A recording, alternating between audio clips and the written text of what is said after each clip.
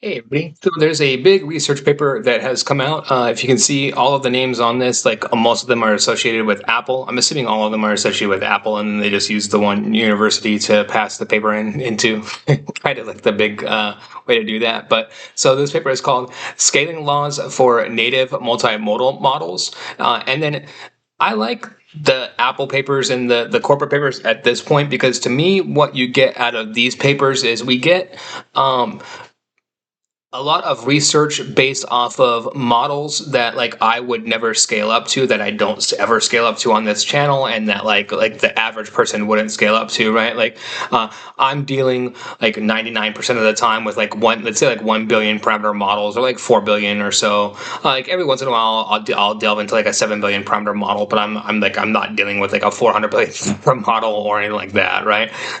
And then within that, like these like papers allow us insights into what happens at those parameter ranges and higher. And then so that's kind of the biggest significance that I get out of this paper. And then if I'm to summarize this paper overall into like one statement overall, my overall summation of this research paper is that if you were disappointed with Llama 4, you should be severely disappointed with this research paper, because this research paper is, to me, like a testament to Llama 4 as to like, so Llama 4 has everything according to this research paper that is like very cutting edge, and what is true within the research. And then so like it's not going to get better than Llama 4 overall. Like Llama 4 is this research paper in action, like a flat out is. So let's dive into it, right? And then so very specifically, they build a specific class of model that they call native multimodal models. And the difference between a native multimodal model and a traditional LM model is that you take a traditional LM model, which is trained on text-based tokens, and then we would fine tune that model later on in the process via like vision and image tokens very specifically.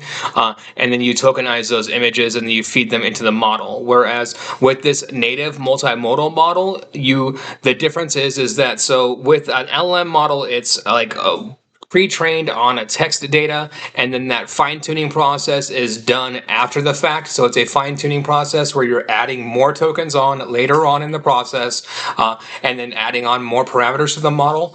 And then also you're doing that via image tokens, right? You're tokenizing the images and then feeding those to the model.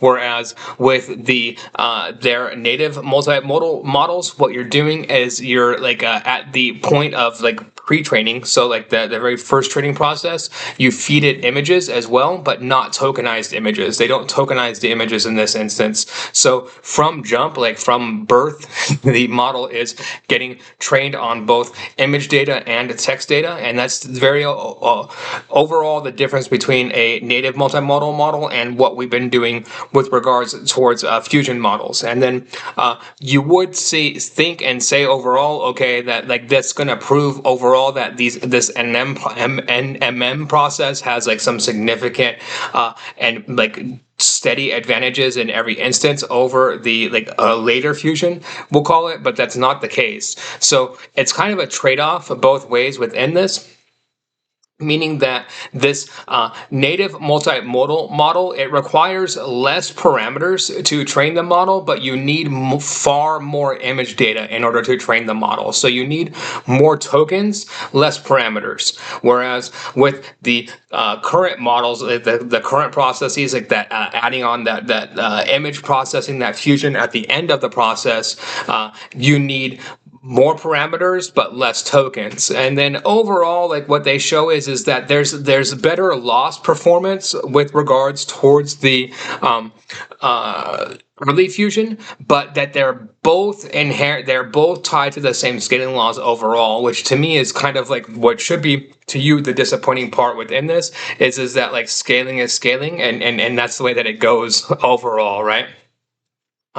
Diving into that, like they have a big section here on scaling laws, and then how it breaks down, and then very specifically what they break down in this paper is that the scaling laws of like multimodal models essentially break down to and follow the same overall rules and the very same structure overall as LLM models and LLM model scaling. And then this is what I want to point to, like this graph specifically is like, and these images here that we're looking at here, this data that we're looking at here is like why you should be like very disappointed with this overall, right? And then so this is like a tokens seen in this instance, but what we can see is that when you like when we look at these types of charts all throughout this, notice when the model is scaling up in parameters and tokens seen, that in this instance it's scaling up into tokens seen, right? And then it's going up to like 1.4 trillion, and then so 200 billion to 1.4 trillion. We get nice loss between like say 200 billion and 600 billion. Like that's we'll call it like like a 200% increase as opposed to 600 billion to 1 trillion, where it's it starts to narrow off, and then 1 trillion to 1.4 trillion, it's very narrow, right? It starts to flatline overall, and then especially with this image caption data, like you can see like these lines are getting more and more flat the higher that you go, and then that's just part of the inherent scaling loss and what they talk about all throughout within this paper, right? And then we're already at the point where like this like 1.4 trillion tokens, 1.4 trillion parameters, etc. Like this is like the upper limits of what we can scale these models up to. And you see that the line already scales and it already plateaus once you get to that point, and there's no point in really going past that. And you can also see that that point, and in this instance, that these lines are that point brings us nowhere near zero, right? So it's still not going to be the most accurate thing on the planet, and we've scaled it up like as far as we can really go, right? And then like that's what all of these things are going down to, and all of them, like to me, that's the big takeaway within all of this data, is that you're not going to get big scaling differences. But like I do want to point out one other thing here as well, is like if you look at and you pay attention to this data, there's layer data here, right? And then so very specifically, like there's two charts that I've noticed within this particular paper that we're looking at that is dealing with layers, but this one here is the first one, right? And then so notice Llama 4 is a mixture of experts model with 17 mixture of experts, right? So 17 layers.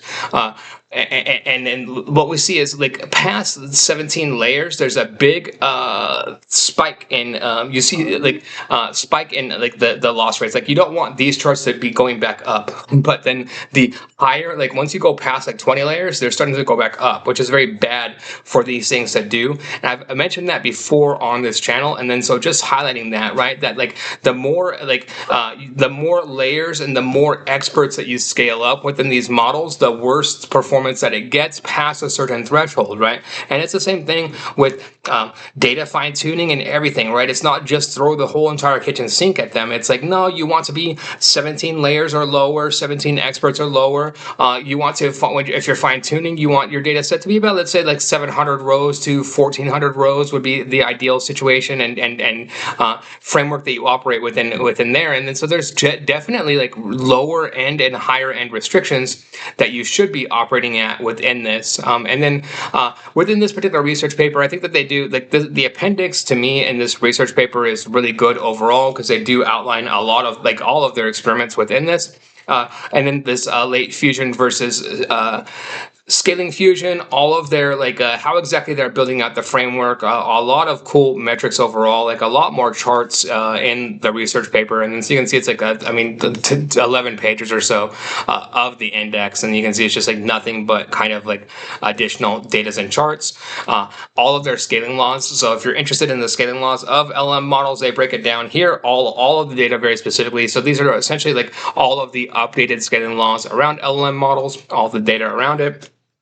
And this this is physics, right? And this is the physics of these models. Like it's not any part of this is not like magic, fairies, etc. Right? It's all like physics, geometry, etc. And then so within that, you have the scaling laws, and then all of these models are inherent. Like they all have the same scaling laws that are imposed upon them. And then so if you want to understand that, here it is. And then here's that second chart that I was looking at here, right? So you can see on this one very specifically 17 layers, right? You can see, like, I mean, this chart like really makes it very crystal clear to me that when you're dealing with modality specialization, so when you're dealing with creating experts, like 17 layers is the ideal. And then it's, I mean, I don't think it's a if you look at Llama 4, it's very specifically 17 layers, 17 mixture of expert models, right? Like, I don't think like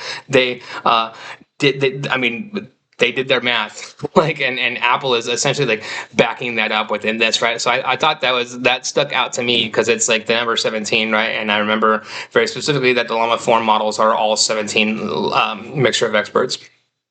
And so kind of interesting within that, right? How it's all just, again, based off of physics. And then so if people had like higher tricks up their sleeves, if this weren't true, you wouldn't see like Meta coming out with Llama 4 that are backing these things up, etc. What does this mean overall? Kind of like exactly what I've been saying, right? That like we've already hit the scaling laws and the scaling limits when it comes to these models. Like, it's not very hard in order to do that, and we know how to scale things in this instance, right? So we've essentially reached the full maximum output and performance that we can get with scaling up. Now, like, we're scaling, I would consider like test time compute and like reasoning models, they're scaling sideways, right? And then so that's what we're experimenting with, and we know how to scale up and how to scale sideways. And then scaling sideways, like you're running into even worse scaling limits than this. And then like, I mean, I just see out like beyond the hype, if you strip around the hype, like people are paying like $200 for like a reasoning model as opposed to like $0 for the output of O1, and then you're getting like 1 or 2% increase like for your $200 per prompt. So like, I mean, it's really insane when you like break down like the actual real world situations as to what is going on behind those things, and you strip around those numbers. Like people are hyping up these things more than they should be. There's a lot of investment in hyping up these things and making them profitable in any way possible. And then so I think that's what you're seeing here. But like, data doesn't lie. And then some companies, like, I mean, Apple is a good proponent of it, are coming out with like, you know, just here's the data, here's the scaling. We're not invested in it overall. And then as you can see, like just looking at the data, physics doesn't lie, data doesn't lie, scaling doesn't lie. If you didn't like Llama 4, you're not really going to like the future of this overall unless a miracle happens. Overall is kind of the overall point of this. So I'll leave a link to this paper, Scaling Laws for Native Multimodal Models. If you like this type of content, please like and subscribe. Thank you very much.